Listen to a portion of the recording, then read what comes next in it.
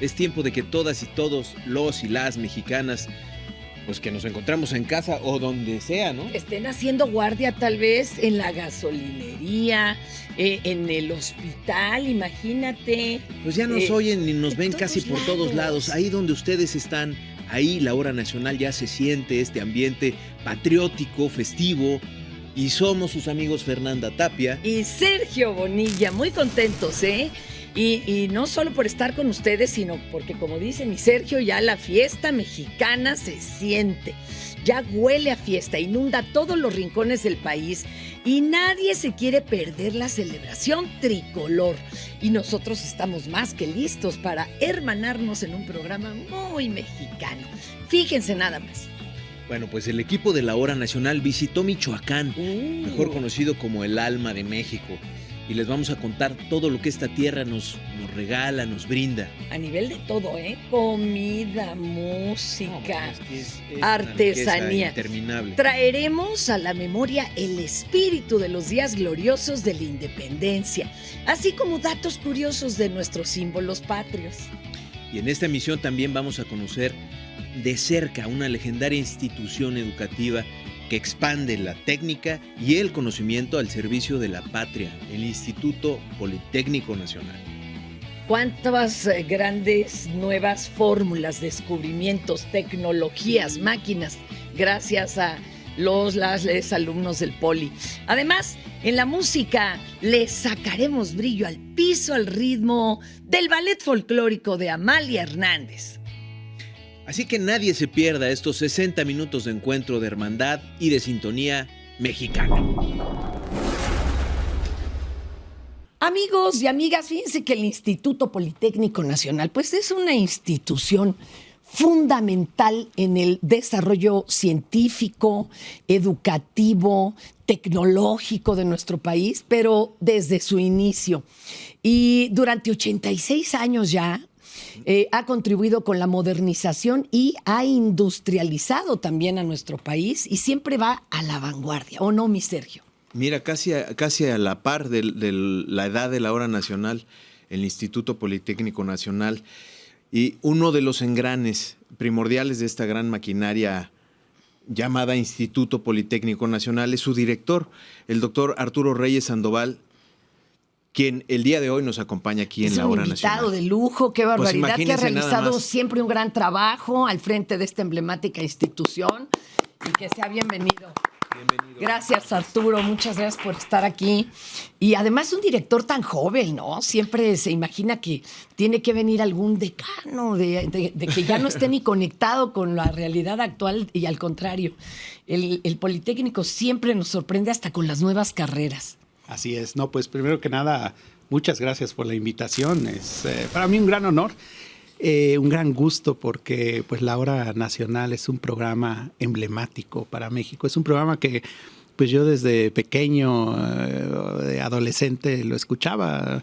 En algún momento dado yo fui a vivir solo a la ciudad de Puebla a estudiar la preparatoria y lo único que tenía en mi cuarto era un radio y los domingos, bueno, me ponía a escuchar radio y a las 10 de la noche comenzaba la Hora Nacional. Creo que es... Para no sentirnos solitos. Si ahora el Politécnico y la Hora Nacional Se convergen, hermanan, claro, ¿no? Aquí estamos. en sus instalaciones. En las instalaciones del Canal 11, porque Politécnico, además, como bien mencionaban, pues es una institución líder en tecnología en México, en Sudamérica y Centroamérica, muy reconocida, pero siempre hemos dicho, y desde que llegué con cada uno de los miembros de mi equipo, el Politécnico también es arte, deportes, y eso nos ha motivado mucho a invertir y apoyar mucho la parte artística, la parte cultural de nuestro Politécnico. Y el 11, en las instalaciones en las que nos encontramos actualmente, pues está gozando de todo el apoyo que podamos darle, así como también nuestra Radio IPN, en la cual estamos invirtiendo mucho y tratando de lanzar ya a nivel nacional. Por lo pronto, pues ya tenemos la autorización para que nuestra antena de Radio IPN pueda estar en el Chiquihuite y con eso puede va a bañar abarcar todo el Valle de México, el Estado de México. pero con apoyo del IFT también hemos gestionado la autorización para algunos lugares para hacerlo a nivel nacional, la transmisión. Entonces, todo eso, Radio IPN, Canal 11, que ahora lo llamamos más bien el 11. El 11. Lo estamos apoyando mucho y nos estamos tratando de trabajar con los medios para difundir todo lo que se hace en el Politécnico, que es enorme y es una gran cantidad, apoyándonos en los medios de comunicación. ¿Cuántas unidades educativas y en qué estados están? Pues estamos en 22 estados de la República Mexicana. Tenemos, les puedo decir, desde vocacionales, 19 vocacionales, que es, como todo mundo sabe, nuestras famosas vocacionales que dan una enseñanza técnica de gran calidad, un centro educativo de tecnología, un CET 1. Tenemos ya como unidades profesionales 32 de diferentes tamaños. Las vocacionales yo diría que tienen un promedio de estudiantes 5,000 más o menos. Yo aquí tengo unos números impactantes. Mire, matrícula actual, 188,000 alumnos, 16,000 profesores. Y claro, cada año entran nuevos, ¿no? O sea, ¿cómo se atiende, cómo se escucha toda esta población? Cierto. Claro. Y hemos hecho un esfuerzo muy grande para incrementar la matrícula. De hecho, de 180,000 que teníamos hace 5 años, hemos pasado ya a 221,000. O sea, me quedé corta, ¿sí? Porque ya entró el nuevo ciclo. Así es. Entonces, durante los 2 o 3 últimos años, la matrícula se ha incrementado. Hemos dado más oportunidad a jovencitos y jovencitas diferentes, independientemente del nivel social. El Politécnico siempre se ha caracterizado por dar acceso a una educación gratuita, de calidad, laica, a las gentes que más lo necesitan, independientemente del estatus social o del lugar donde se encuentren. Entonces hemos hecho un esfuerzo muy grande para abrir la oportunidad de estudiar el Politécnico a más estudiantes. Entonces, un dato que yo siempre doy que les llama mucho la atención a las universidades extranjeras es que tenemos una población de 250,000 de personas si consideramos estudiantes, claro, profesores y personal de apoyo a la educación o los PAES, los científicos. Entonces somos 250,000. Son 221,000 estudiantes. Son un país total. Dentro de un país. Así es, prácticamente 80,000 estudiantes de nivel de CECIT y el resto de niveles de licenciatura y 6,000 de posgrado. Me inquieta y siempre me ha dado mucha curiosidad porque cada año que me tocaba ir a cubrir una feria que hacían para externarle al público las carreras, porque uno piensa, ¿no? Así como de dentista, doctor, veterinario, no, y cada que íbamos a una de estas ferias con las nuevas carreras, se queda uno impresionado. ¿Cómo se inventa una nueva carrera, maestro? O sea, ¿cómo dicen ahora la mecánica, pero aplicada a tal cosa? Es impresionante. ¿Cuánto tiempo lleva hacer algo así? Así es, tenemos un centro que nos permite analizar la pertinencia y las nuevas tendencias que existen en la educación. Dicen genética y vámonos, y es impresionante. Entonces, esa pertinencia la analizamos en este centro que tenemos, que es un centro de inteligencia que nos permite, en donde manejamos muchas bases de datos. Podemos entender con esa gran cantidad de datos la tendencia que existe actualmente para la formación de carreras. Ya teniendo eso en cuenta, podemos entender en qué lugares es donde se requiere determinada carrera. Por ejemplo, ingeniería automotriz, cuestiones relacionadas con la industria automotriz. Uh-huh. Sabemos que hay plantas muy importantes en lugares como Puebla. Actualmente se encuentran 2 marcas muy importantes en esa región en la que tiene frontera el estado de Puebla con el estado de Tlaxcala. Ahí en Tlaxcala pues tenemos esa carrera y una serie de carreras de ingeniería, o sea, que apoya ahí. Entonces, ya conociendo esto, ya habiéndolo estudiado, como bien dices, lo que hacemos es desarrollar un nuevo plan de estudios. Tenemos unas oficinas y un grupo muy importante de académicos, de administradores, que se pone a trabajar en el diseño curricular de un programa de estudios Cuando se tiene ya el diseño establecido, lo sometemos a nuestro órgano máximo de toma de decisiones del Instituto Politécnico Nacional. Se llama el Consejo General Consultivo. El Consejo General Consultivo sesionamos y lo presido una vez al mes, el último día de cada mes. Ahí es donde se toman las decisiones más importantes de nuestro Politécnico. ¿Cuáles son estas? Crear un nuevo plantel de estudios en un lugar determinado, crear un nuevo centro de investigación, crear una nueva carrera, la matrícula, todas estas decisiones que son tan importantes ahí se toman y se echan a andar. Las propias carreras tienen materias que seguramente cada año cambian porque la tecnología va a una rapidez impresionante. Es impresionante y tenemos que mantenernos al día. Entonces, en el mismo Consejo General Consultivo se proponen nuevas materias para las carreras. Esto se hace a través de mesas de trabajo, de partes del Consejo. Trabajan todo un mes, discuten y los principales expertos en determinada área aprueban ese plan y se vota como se votaría, por ejemplo, y se discute como lo harían en la Cámara de Diputados. Ajá. Es, digamos, una dinámica muy parecida. Muy democrático. Y muy democrático, y ahí tomamos la decisión, votamos y se puede aprobar. ¿De qué manera interviene, la Secretaría de Educación Pública, por ejemplo? A la Secretaría de Educación Pública nos da esa libertad. Como Instituto Politécnico Nacional es muy interesante. Dependemos de la Secretaría de Educación Pública.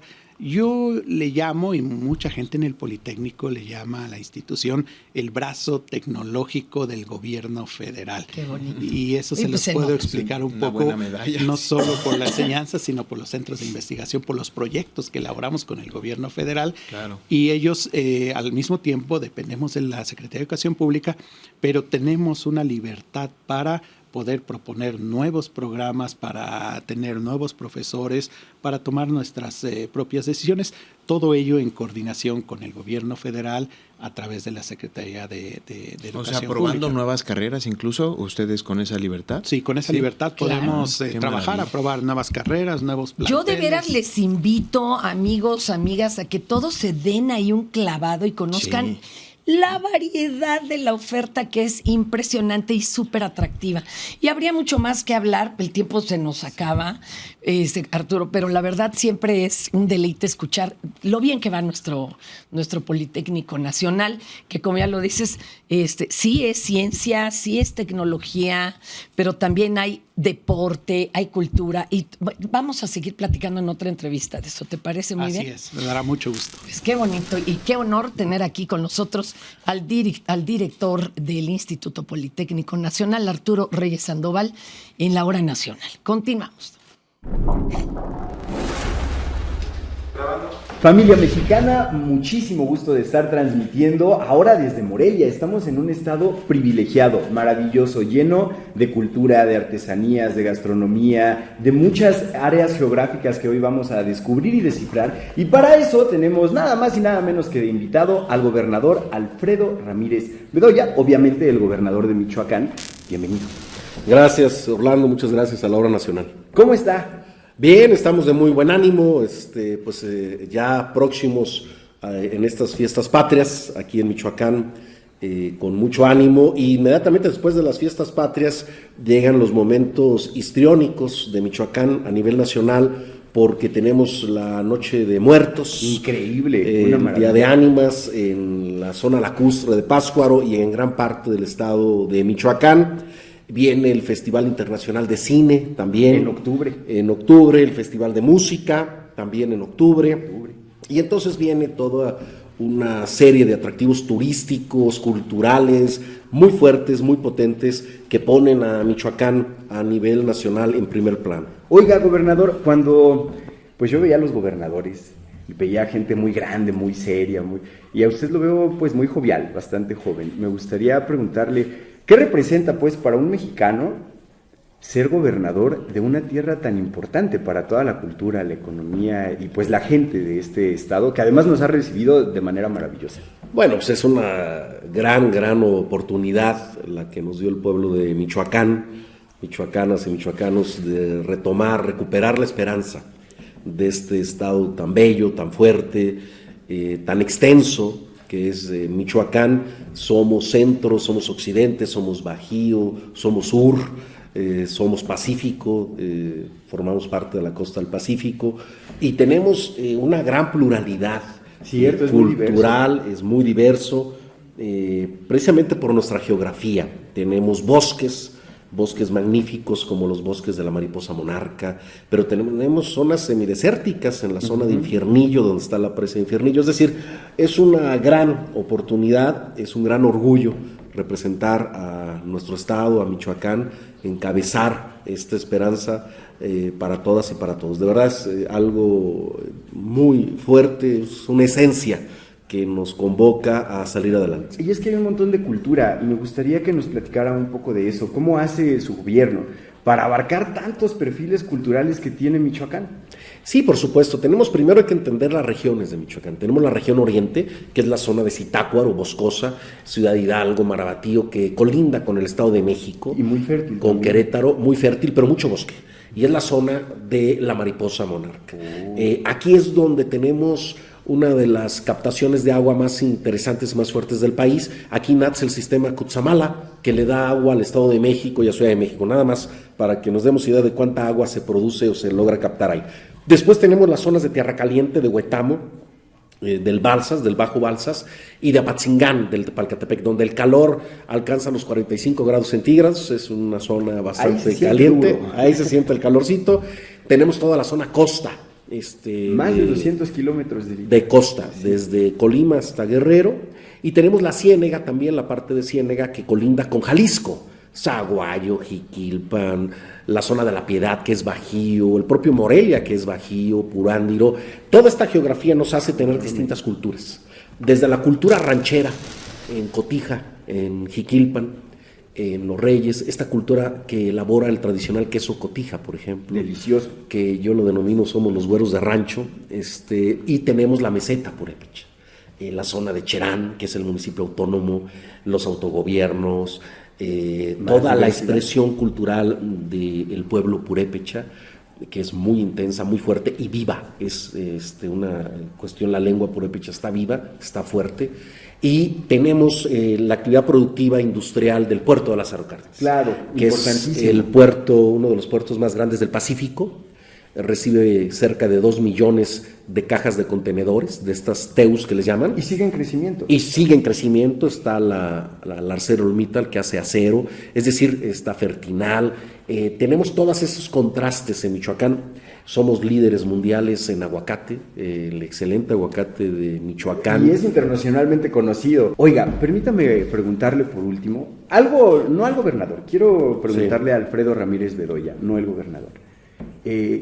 ¿Por qué invitaría a la gente a visitar Michoacán? Su Michoacán, que en los ojos se le ve que hay amor. No, es impresionante. Mira, estar en la plaza grande de Pátzcuaro, en la mitad de la plaza, y voltear a ver toda la magnanimidad de los árboles, los pinos, pero la arquitectura te da una sensación única, te da una sensación de integración con el entorno urbano, con el entorno natural, con la cultura. Deben sentirlo, deben venir a verlo. Pero la gastronomía michoacana. Además la gastronomía michoacana es la número 1 del país. Eso no lo digo yo, hay encuestas, hay sondeos, pero que lo digan quien venga a visitarnos y pruebe las corundas, las carnitas de Michoacán, que pruebe los uchepos, que pruebe todo lo que tiene. La UNESCO reconoció a México y a Michoacán en especial como el paradigma de la cocina tradicional mexicana. Es decir, nuestra cocina, la cocina de Michoacán, es patrimonio cultural de la humanidad. Ahora, y está viva. Vengan con las cocineras tradicionales y verán lo que les estoy diciendo. Solo lo pueden decir cuando el paladar explota en sabores y también se lleva por ahí una enchilada de aquellas, pero la verdad, por eso vale la pena. Morelia es impresionante su arquitectura, el número de monumentos históricos que tenemos.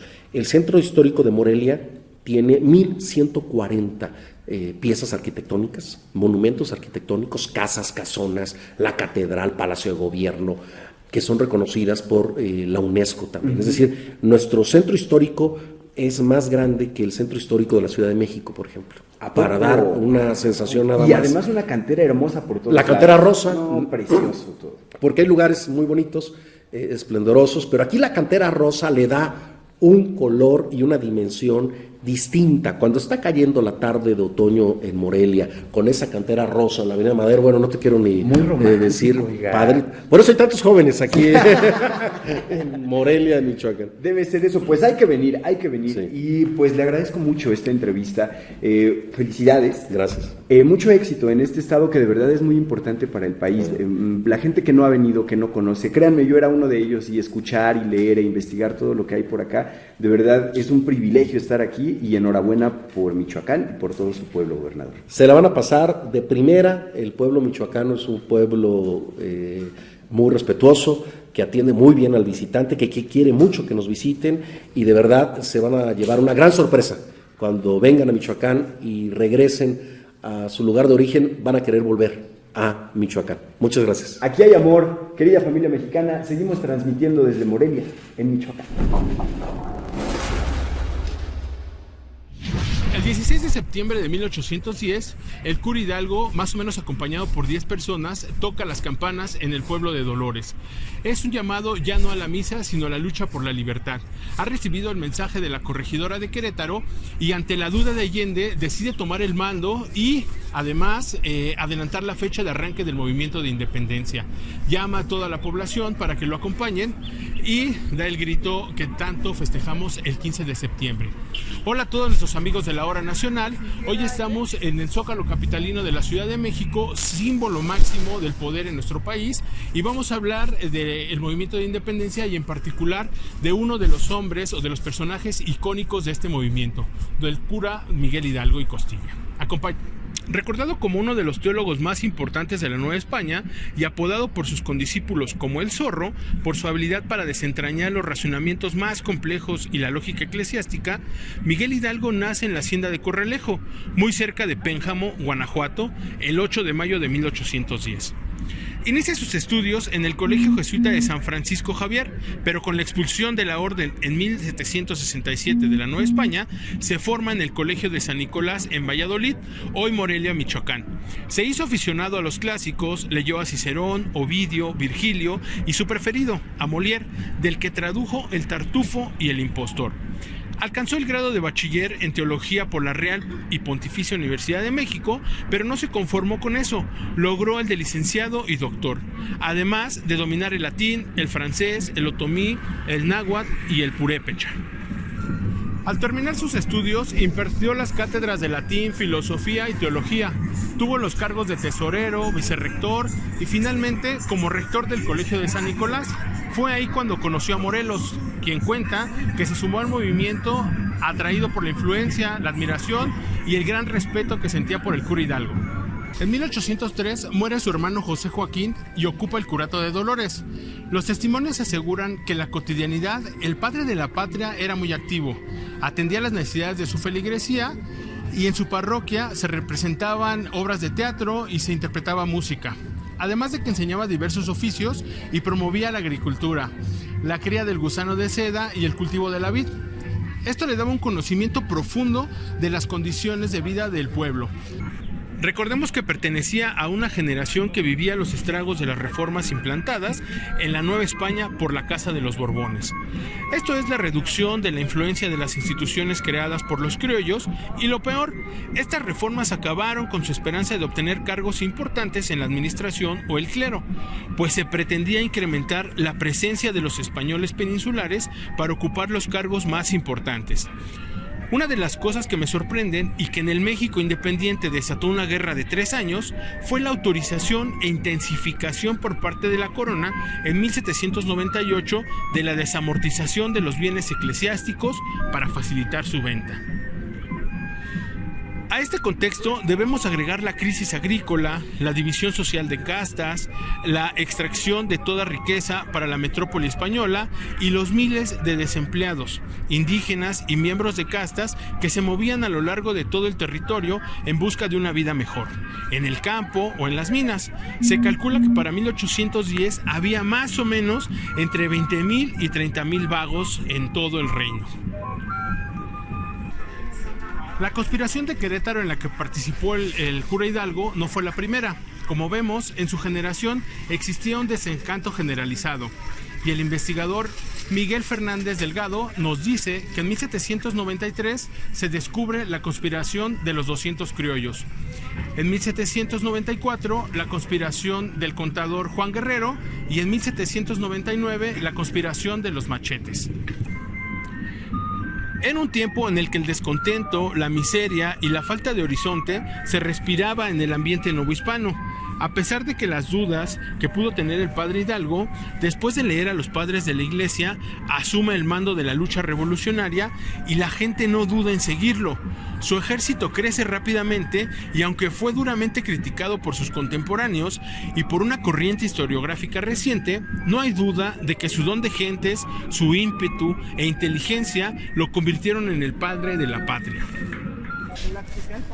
A decir de la doctora Patricia Galeana, Miguel Hidalgo, reunido frente a la gente que convocó con las campanadas, dio el famoso grito.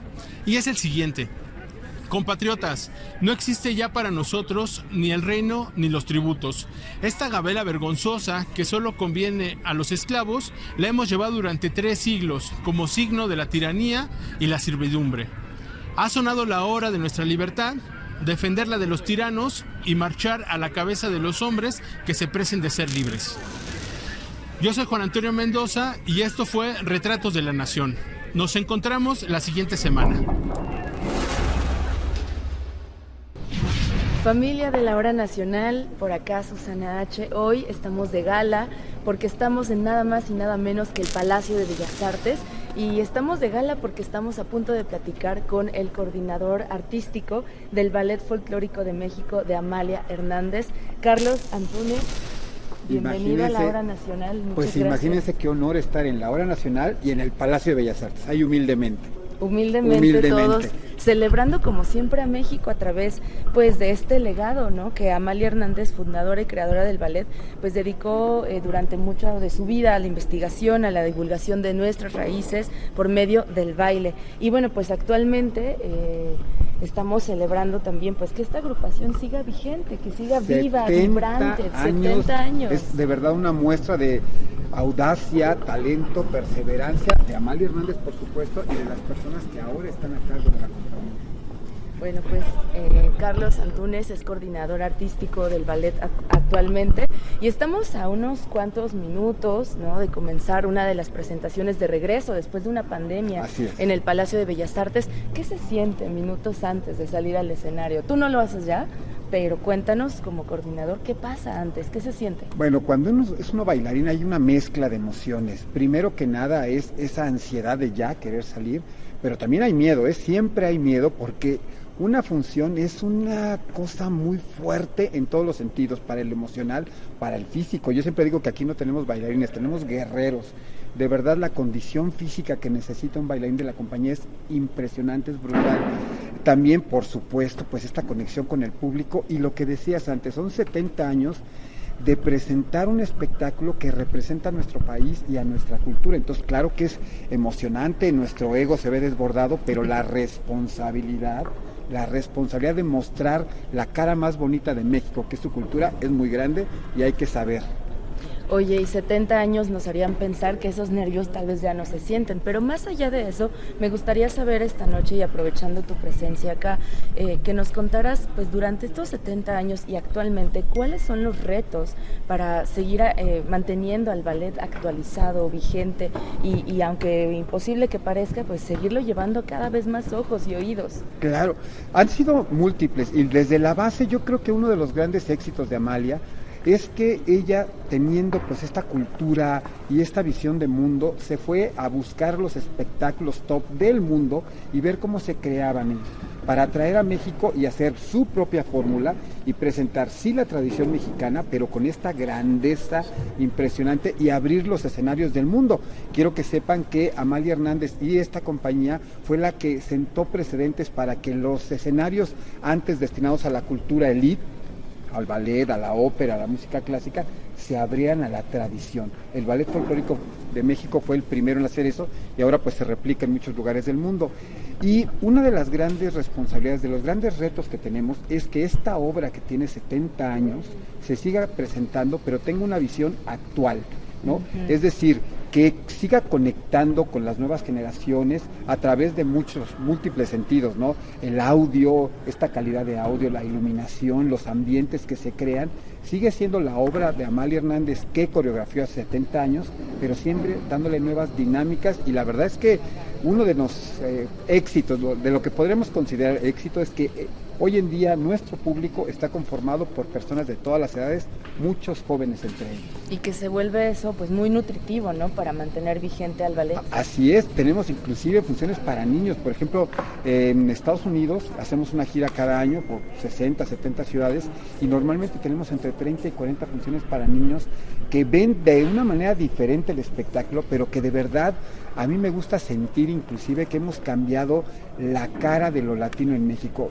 Conozco ahora adultos y adolescentes que fueron a ver el ballet cuando niños y me decían, yo no entendía mis raíces, a veces inclusive me avergonzaba de mis raíces. Muchos latinos en Estados Unidos no querían ni hablar español por miedo a ser vistos de una manera. Vengo y veo el ballet y veo cómo me voltean a ver mis compañeros que no son latinos, cambia su perspectiva, cambia la mía, así que yo quiero pensar, o me gusta pensar por lo menos, que contribuye de muchas maneras la cultura y el ballet folclórico de México especialmente. Pues para quien esté interesado o interesada en alguna vez, después cumplidos los 18 años, integrarse al ballet, ¿cuáles son los cursos que se imparten actualmente y cómo pueden acercarse a ellos? Bueno, para estar en la escuela hay desde niños, hay todas las edades, hay cursos de verano, hay cursos sabatinos y cursos regulares de todo, de maestros, de ejecutantes, de bailarines profesionales, y también para integrar las compañías, cada año se hacen audiciones, normalmente es en verano, acaban de pasar estas audiciones, así que tendrán que esperar casi un año para las próximas, por ahí de agosto tenemos audiciones, todo mundo es bienvenido, por supuesto que esta cuestión del físico y de la condición física es primordial, la destreza, por supuesto, el entrenamiento ayuda, pero todo mundo puede venir a hacer la prueba. Lo que sí aclaro es que si no hay constancia y si no hay trabajo de verdad, no funciona. Nunca va a funcionar. La gente siempre a los bailarines nos dicen, oye, ¿y qué no vas a estudiar algo de verdad? Oye, ¿qué no vas a tener un trabajo real? Porque no entienden que esto es un trabajo mucho más que de verdad y mucho más que real, porque requiere todo nuestro tiempo. 24 horas al día los bailarines somos bailarines, no nada más cuando estamos en el escenario.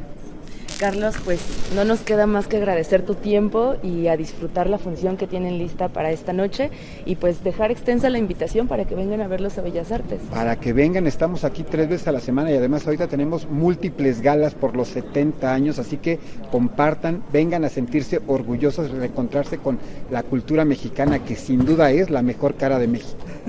Pues muchas felicidades, Carlos, y muchas gracias. Seguimos en la Hora Nacional.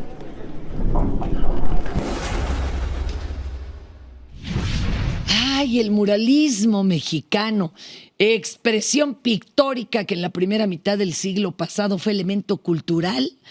Bueno, la verdad era para difundir un fuerte imaginario colectivo de identidad nacionalista, y tiene a uno de sus artistas plásticos en Antonio González Orozco. ¿Cómo no?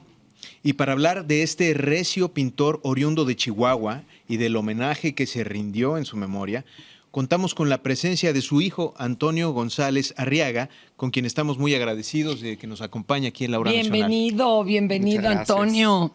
Qué honor y pues qué bueno que se haya rendido este homenaje. Y yo sé que para muchos de quienes nos siguen y nos escuchan y nos ven, bueno, la obra de tu padre formó parte hasta de nuestros libros de texto. Así de sencillo. Para otros más jóvenes, pues igual y no, así que les vamos a platicar mucho del maestro Antonio González Orozco, que nació, imagínense, en 1933 en Chihuahua, en plena época del nacionalismo revolucionario, de esta búsqueda de identidad. ¿Cómo te cuenta o cómo te contaba tu papá que fue su infancia en el norte? ¿En qué ciudad de Chihuahua nació? Él nació en la ciudad de Chihuahua, en 1933. ¿Y cómo era su infancia? Bueno, desde luego era una infancia difícil, claro, post-revolucionaria, sí. En donde se habían destruido muchas instituciones, lamentablemente, con la lucha armada. Él mismo, inclusive, al momento de nacer, es registrado un poquito después y la fecha de nacimiento no coincide. Mi mamá es de ese bien. año. Sí. Y también fue registrada tardío. Es que todo era Mi un mamá lío. es de Chihuahua y también le cambiaron ahí Sí, por ahí la fecha. sí, amigos, amigas, de veras era una complejidad eso. Oye, pero ¿y qué lo llevó a estudiar pintura o no fue su primera opción? No, sí, yo creo que como diría Siqueiros, es algo mucho que decía mi papá, él lo escuchó de él, se nutrió de esos grandes moralistas.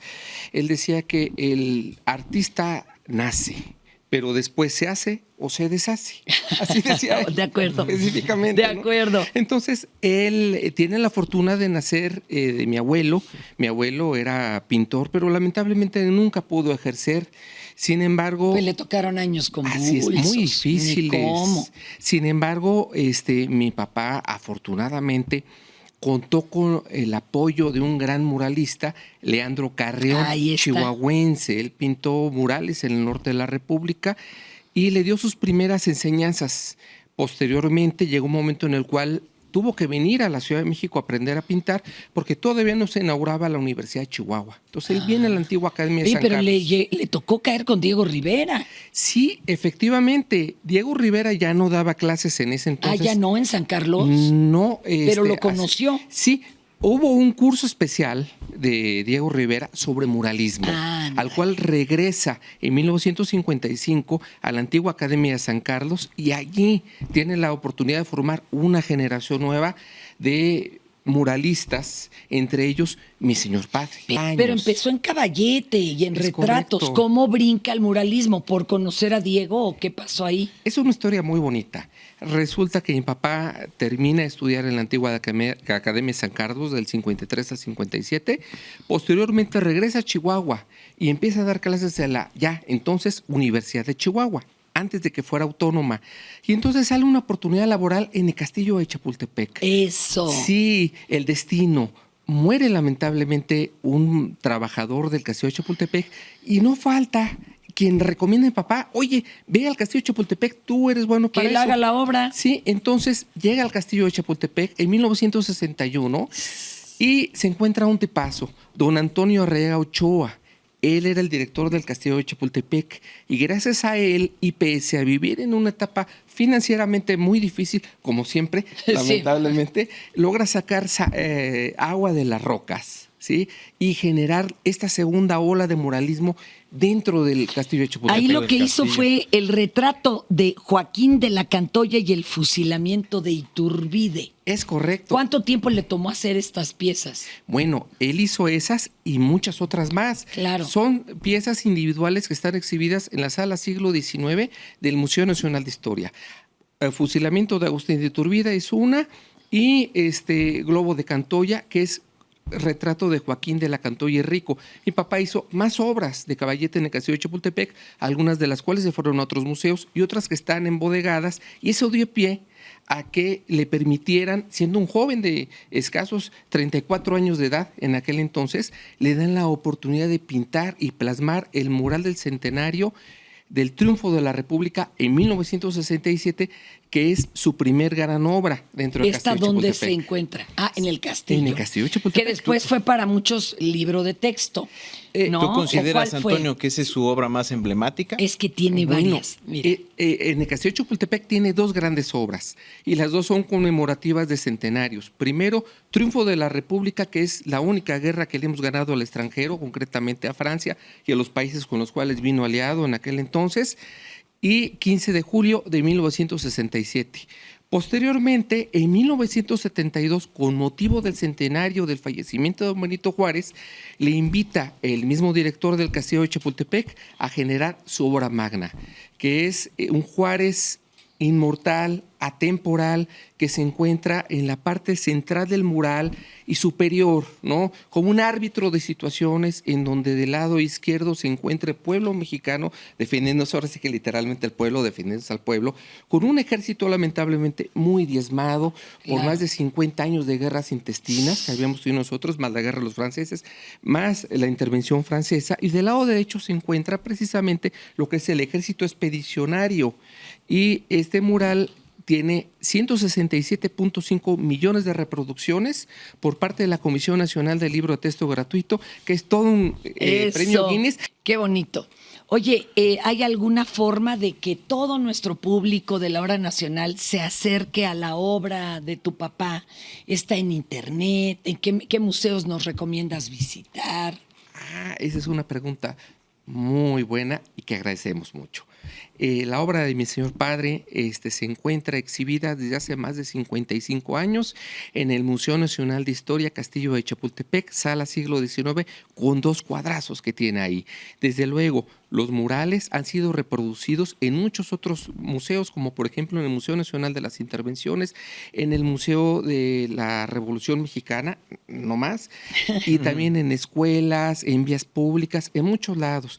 Cuadros de mi papá se encuentran en muchos museos, se encuentran también en la Universidad Nacional Autónoma de México, pero desde luego mi papá nos dejó en casa, afortunadamente, una selección de obra que él mismo fue atesorando durante 60 años en todas las técnicas que manejó, porque mi papá era dibujante, era pintor, era escultor, hacía grabado, hacía serigrafía, experimentaba mucho, dibujaba en una tabla, podía dibujar en una lona, en una piedra.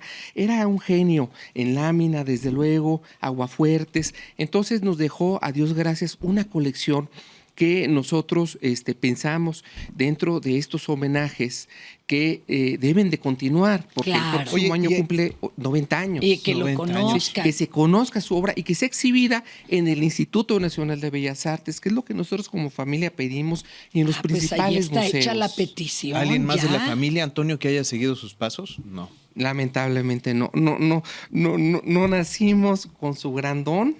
Pero son sus buenos promotores. Pero buenos promotores. Pues sí, porque de veras compartir. hay que conocer la obra del maestro. Y ahí está hecha la petición y por supuesto que nos van a contestar los amigos de Limba. Ay, pues qué emoción. Muchas gracias y qué bonito recuerdo tener pues toda esta obra que a algunos nos acompañó hasta en la primaria. Muchas gracias. Muchas gracias. Continuamos en la Hora Nacional.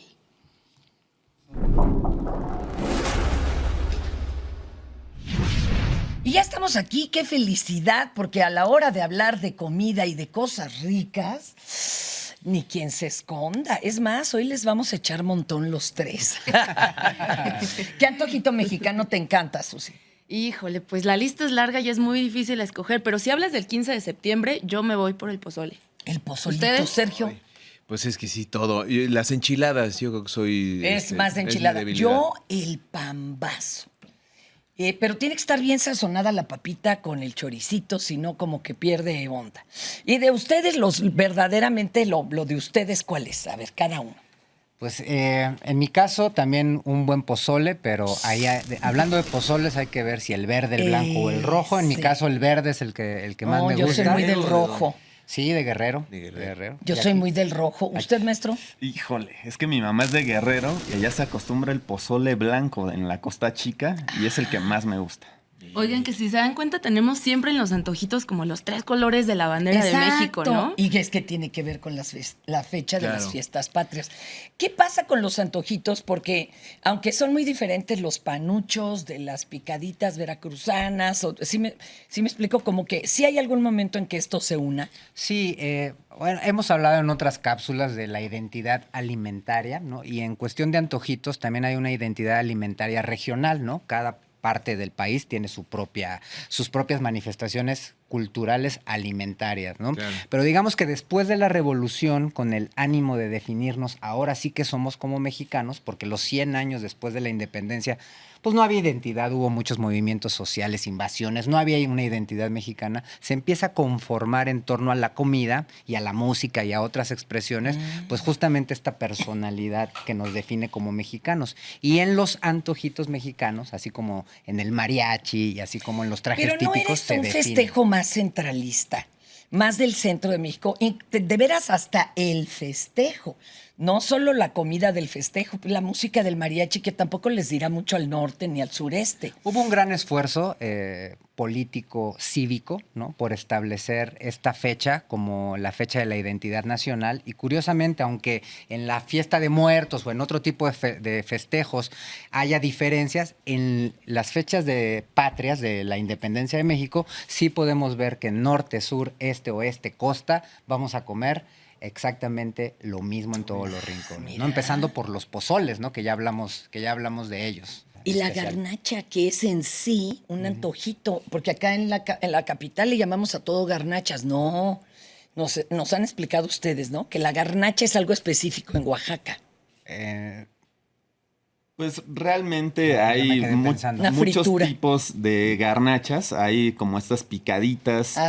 Me quedé pensando en la garnacha veracruzana, que se parece mucho a una picadita, o a una chalupita. O a una chalupita. Son como todas estas variantes que justo tiene que ver con el tamaño. A veces llevan una salsa condimentada. Los sopecitos. Ajá, los sopecitos, por ejemplo, que a veces llevan hasta nata o frijoles o hasta insectos, salsas, en fin. Que aquí un dato curioso, justamente en este movimiento revolucionario no existía el nombre de antojito mexicano, se acuñó después. Algún poeta y visionario dijo... ¿Y cómo le llamábamos a todo esto? Cositas del maíz.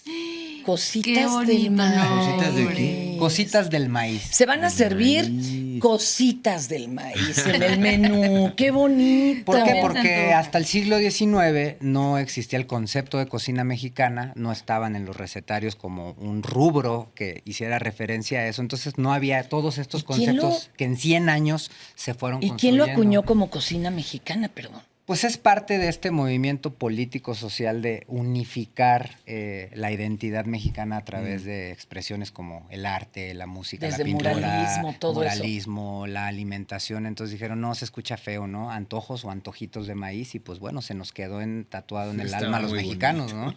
Oigan, y hablando de unificar, ¿qué pasa en el norte? ¿Hay un platillo que también se unifica en estas fechas o se desmarcan? Patrias? Pues realmente yo creo que hay una unión. Justo lo que les decía, también hacen algún tipo de pozole, hay variantes, por ejemplo, hay lugares, por ejemplo, como el menudo, que parte de un pozole, o sea, realmente es como un tipo de pozole, claro, porque es maíz cacahuacintle hervido con panza de res, pero es muy importante. Entonces está entre caldo europeo, ¿no?, de carne y caldo como mexicano. Si fuera una especie como de puchero unido con... O de callos. Oye, y ese se come con pan, ¿no?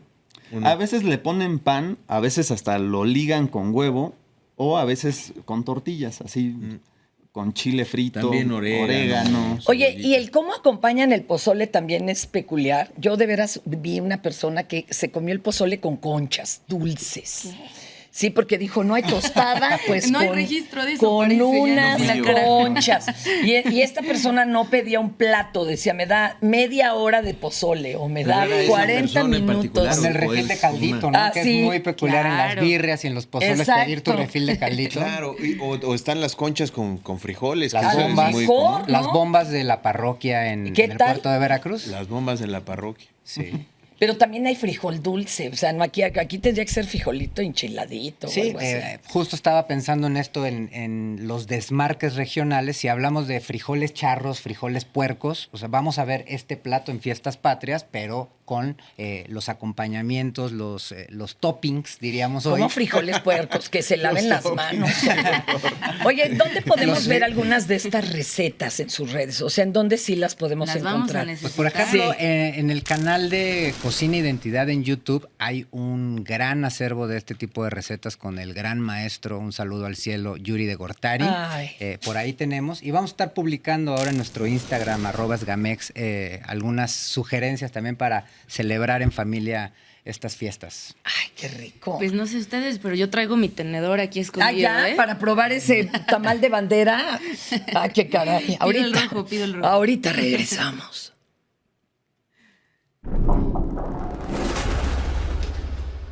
Queridos amigos y amigas de la Hora Nacional, esta entrevista y esta gala aún no termina. Seguimos en el Palacio de Bellas Artes y ahora con nada más y nada menos que la hija de Amalia Hernández.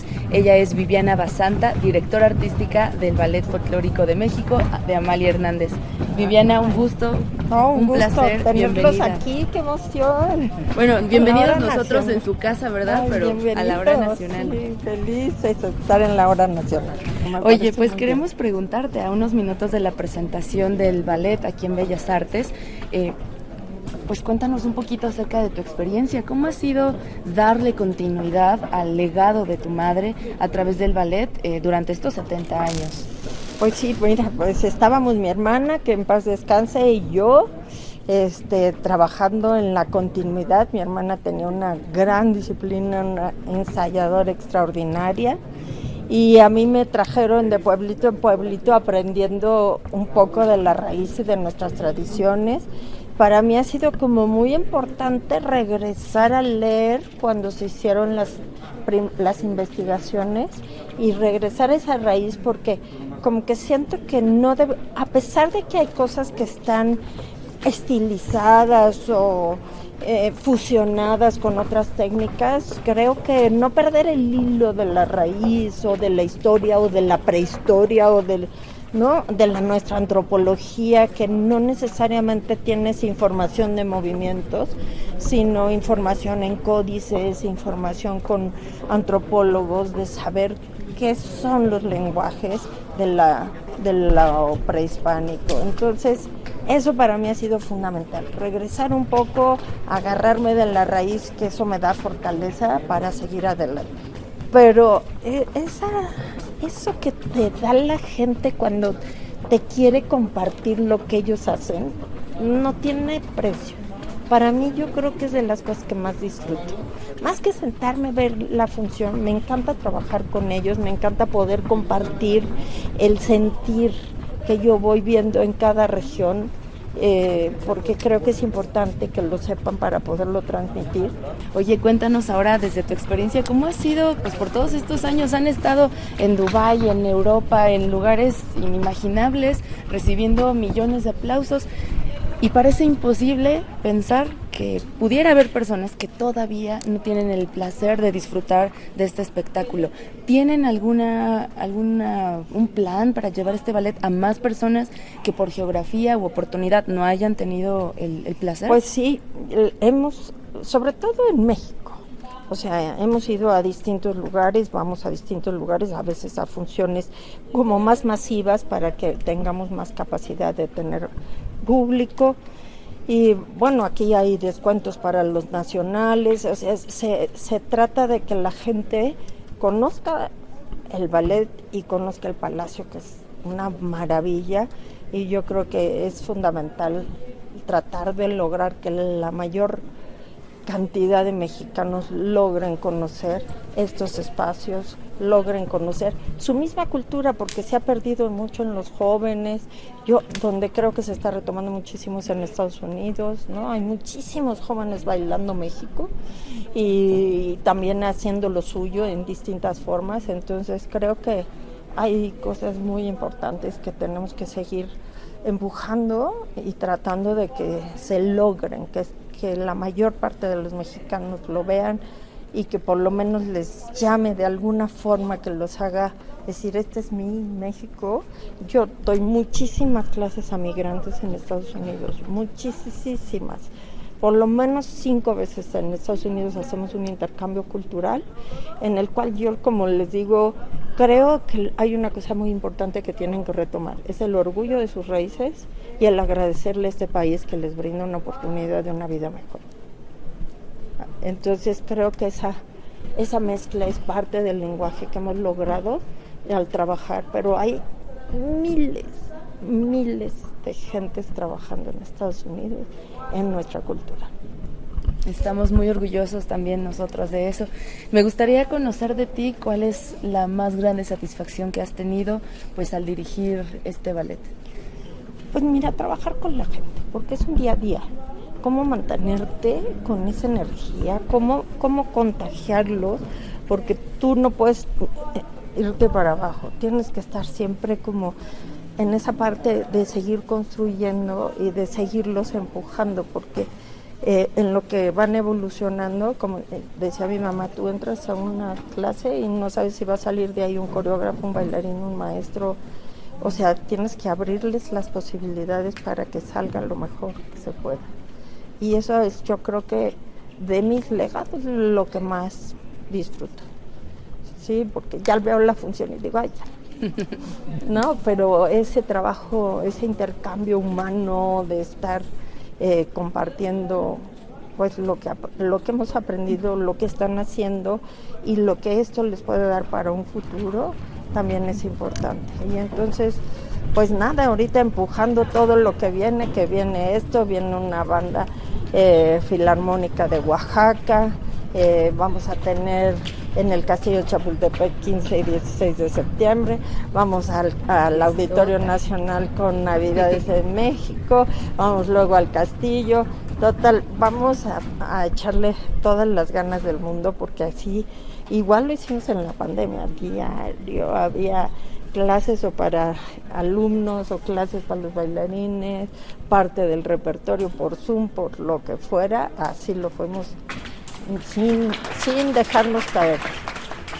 Pues a continuar el legado, Viviana, tanto ustedes en el escenario y detrás y nosotros como público. Muchísimas gracias. Mucho gusto. Ay, felicidades, qué bueno que ahí siguen. Les mando una súper felicitación y qué padre que sigan adelante, que sigan actualizando, que sigan ahí informándonos y compartiendo lo que van a hacer, porque hay miles de cosas que a veces nos enteramos por la hora nacional y no por otro medio. Así es que los felicito, de verdad, saludos a toda la hora nacional.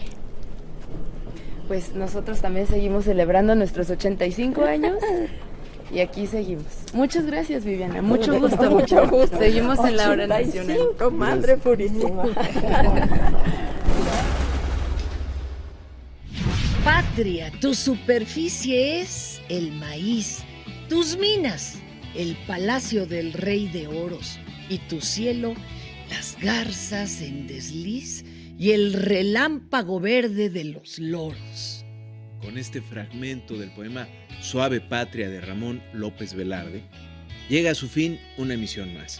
Somos sus amigos Sergio Bonilla y Fernanda Tapia, y los invitamos a encontrarnos en este sonido que nos hermana en la próxima emisión de La Hora Nacional. Agradecemos su amable atención y les pedimos que nos sigan escuchando en la radio y viendo por todas las plataformas que ustedes utilicen. Esta hermandad continúa. Nos despedimos al grito de ¡Viva México! Esta fue una producción de la Dirección General de Radio, Televisión y Cinematografía de la Secretaría de Gobernación. Gobierno de México.